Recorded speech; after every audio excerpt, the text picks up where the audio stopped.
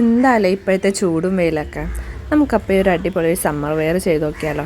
Easy ആയിട്ടൊരു summer wear ചെയ്യാം. ഞാൻ വേഗം എൻ്റെ കളക്ഷൻസിൻ്റെ എവിടെയാണെന്ന് നോക്കിയിട്ട് ഒരു നല്ലൊരു കോട്ടൺ മെറ്റീരിയൽ എടുത്തിട്ടുണ്ട്.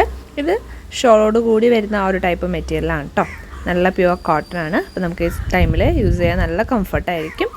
അപ്പോൾ ഞാനിത് വെച്ചിട്ട് ചെയ്യാൻ ഉദ്ദേശിക്കുന്നത് ഒരു നൈറ്റ് വെയർ ആണ്.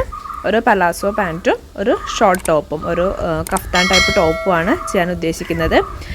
അതൊരു 3 മീറ്റർ എന്ന് പറയുമ്പോൾ 290 ഉണ്ടാവുക. ഈ ഒരു നൈറ്റി മെറ്റീരിയൽ മാത്രം വെച്ചിട്ടാണ് ഞാനത് ചെയ്യുന്നത്.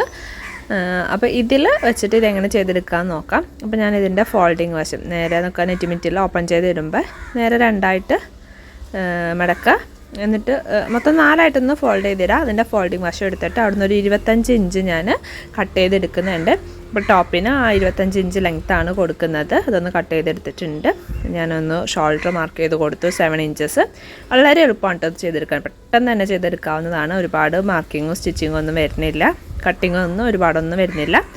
ആം ഹോളും ഒന്നൊരു 7 ഇഞ്ച് മാർക്ക് ചെയ്ത് കൊടുത്തിട്ടുണ്ട്. എന്നിട്ട് ചെസ്റ്റ് പോർഷൻ ഞാനൊരു 10 ഇഞ്ചസാണ് മാർക്ക് ചെയ്ത് കൊടുക്കുന്നത്. നൈറ്റ് വെയറും അതുപോലെ ഇപ്പോൾ ചൂട് സമയം ആയതുകൊണ്ട് തന്നെ ഒരുപാട് ഷേപ്പ് ചെയ്തൊന്നും ടൈറ്റ് ചെയ്തൊന്നും നല്ല സ്റ്റിച്ച് ചെയ്യുന്നത്. നല്ല ലൂസിലാണ് സ്റ്റിച്ച് ചെയ്തെടുക്കുന്നത്. നമുക്ക് ശരിക്കും ആ ആം ഹോളിൻ്റെ ആ ഒരു പോയിൻ്റ് മാത്രമാണ് ആവശ്യമായിട്ട് വരുന്നുള്ളൂ. ബാക്കിയൊക്കെ ജസ്റ്റ് ആ പോയിൻ്റ് കിട്ടാൻ വേണ്ടി ഒന്ന് മാർക്ക് ചെയ്ത് കൊടുത്തതാണ്. അപ്പോൾ താഴെ ഒരു 12 ഇഞ്ച് മാർക്ക് ചെയ്തിട്ട് അങ്ങോട്ട് ഒന്ന് ഷേപ്പിൽ അതൊന്ന് വരച്ചെടുത്തിട്ടുണ്ട്. താഴത്തെ വിഡ്ത്ത് ഒരു 12 ഇഞ്ചാണ് എടുത്തിട്ടുള്ളൂ. നെക്കും ഒന്ന് മാർക്ക് ചെയ്ത് കൊടുക്കുന്നുണ്ട്. നെക്കിൻ്റെ വിഡ്ത്ത് ഒരു 4 ഇഞ്ചസാണ് കൊടുക്കുന്നത്. കുറച്ച് വൈഡായിട്ട് ഒന്ന് കാറ്റൊക്കെ കയറാൻ പാകത്തിനാണ് ഇട്ട് കൊടുക്കുന്നത്. നെക്കിന് ലെങ്ത്ത് ഫ്രണ്ട് ലെങ്ത്ത് ഒരു 4 ഇഞ്ചസും ബാക്ക് ലെങ്ത്ത് ഒരു 2 ഇഞ്ചസും ആണ് മാർക്ക് ചെയ്ത് കൊടുക്കുന്നത്. കുറച്ചൊന്ന് ഫ്രീ ആയിട്ട് യൂസ് ചെയ്യാൻ പാകത്തിനാണ് കേട്ടോ ഇത് നമ്മൾ സ്റ്റിച്ച് ചെയ്തെടുക്കുന്നത്. നല്ലൊരു കളറാണ്, എനിക്ക് ഇഷ്ടപ്പെട്ടൊരു കളറാണിത്. അപ്പോൾ ബാക്ക് നെക്ക് ആദ്യം ഒന്ന് കട്ട് ചെയ്തെടുത്തിട്ട് ഇതൊന്ന് ഓപ്പൺ ചെയ്ത് എടുക്കുന്നുണ്ട്. എന്നിട്ടാണ് ഫ്രണ്ട് നെക്ക് കട്ട് ചെയ്ത് കൊടുക്കുന്നത്. അതുപോലെ ഒന്ന് ഓപ്പൺ ചെയ്തിട്ട് നേരെ ഒന്ന് 2 ഫോൾഡ് ചെയ്തിടുന്നുണ്ട്. അപ്പോൾ നമുക്ക് ഫ്രണ്ട് നെക്ക് കട്ട് ചെയ്യാൻ ഈസി ഉണ്ടാവും.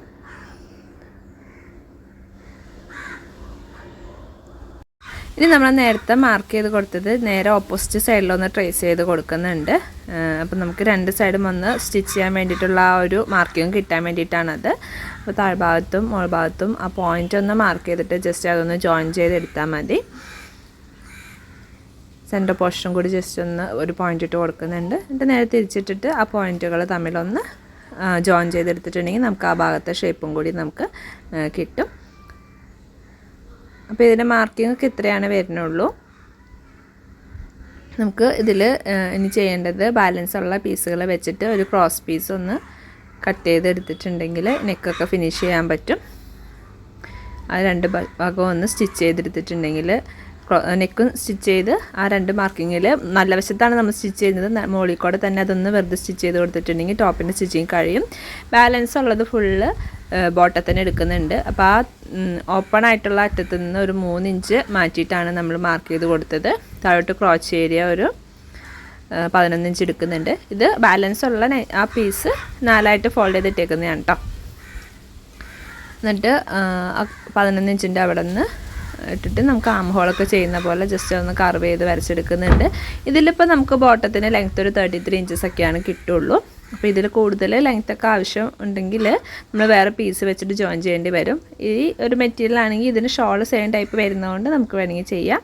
താഴ്ഭാഗത്തും ഒരു 12 ഇഞ്ചാണ് കൊടുക്കുന്നത്. അത് ആ ക്രോച്ചേരിയനോട് ജോയിൻ ചെയ്ത് കൊടുത്തതിന് ശേഷം ഇതൊന്ന് കട്ട് ചെയ്തെടുക്കുന്നുണ്ട്. ഇതിൻ്റെ കട്ടിങ്ങിൽ ഇത്രയാണ് വരുന്നുള്ളൂ.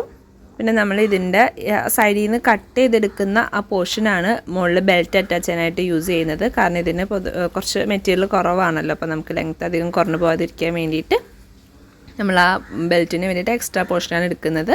നമുക്ക് ബെൽറ്റിന് വേണമെങ്കിൽ വേറെ ഏതെങ്കിലും ക്ലോത്ത് യൂസ് ചെയ്താലും കുഴപ്പമില്ല കേട്ടോ. അത് അങ്ങനെ പുറത്തോട്ട് കാണുന്ന ഒരു പോർഷനല്ലല്ലോ. ഇത് വെച്ചിട്ട് നമുക്ക് ബെൽറ്റ് കൊടുക്കുമ്പോൾ കുറച്ചും കൂടി ഒരു ലെങ്ത്ത് നമുക്ക് എക്സ്റ്റെൻഡ് ചെയ്തെടുക്കാൻ പറ്റും. നമുക്ക് വീട്ടിലൊക്കെ യൂസ് ചെയ്യാനായിട്ട് കുഴപ്പമില്ലായിരിക്കും ഈ ലെങ്ത്ത്. നമുക്ക് സ്റ്റിച്ചിങ് നോക്കാം. അപ്പോൾ നെക്ക് ഭാഗത്ത് ഞാൻ പീസസ് ഒന്ന് ക്രോസ് പീസസ് എടുത്ത് ജോയിൻ ചെയ്ത് വെച്ചിട്ടുണ്ട്. അത് വെച്ചിട്ട് നെക്ക് ഭാഗം ഒന്ന് ഫുള്ളൊന്ന് റൗണ്ട് ചെയ്ത് കൊടുക്കുക. ക്രോസ് പീസ് വെച്ചിട്ട് ചെയ്യണം കേട്ടോ, അല്ലെങ്കിൽ നമുക്ക് ആ ഒരു ഫിനിഷിങ് കിട്ടില്ല. ഫുള്ളൊന്ന് റൗണ്ട് ചെയ്ത് അടിച്ചതിന് ശേഷം ചെറിയൊരു കട്ടിട്ട് കൊടുത്തിട്ട് നമുക്കിതൊന്ന് ഉള്ളിലോട്ട് മടക്കി ഫിനിഷ് ചെയ്തെടുക്കാവുന്നതാണ്. ഇത് ലാസ്റ്റ് ഒന്ന് ജസ്റ്റ് ഒന്ന് അയൺ ചെയ്തെടുത്താൽ മതി കേട്ടോ. നല്ല ഫിനിഷിങ്ങിൽ തന്നെ നമുക്കത് കിട്ടും. അപ്പം അതുപോലെ നമുക്കൊന്ന് ഫുള്ളൊന്ന് റൗണ്ട് ചെയ്തൊന്ന് സ്റ്റിച്ച് ചെയ്തെടുത്താൽ മതി.